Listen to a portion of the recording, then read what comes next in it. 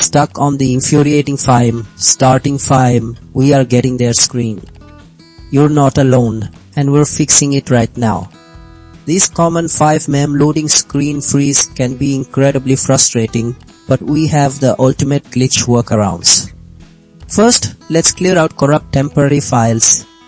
Head to your local app data, find the FiveM folder, and delete the cache directory. This often resolves minor data conflicts, preventing startup. If that first step doesn't clear the error, the issue usually stems deeper in system files, which brings us to method 2, verifying your Grand Theft Auto V game files through Steam. This ensures no essential components are missing or corrupted, a frequent cause of FiveM startup problems. Next, we'll tackle permissions. Right-click your Five shortcut, go to Properties, and set it to run as administrator. This unlocks necessary system access, crucial for a smooth launch, and try compatibility mode. Finally, outdated drivers are a silent killer for FiveM stability. Update your graphics drivers directly from NVIDIA or AMD's website.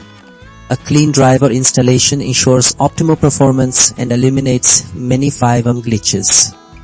Get back into your game quickly and smoothly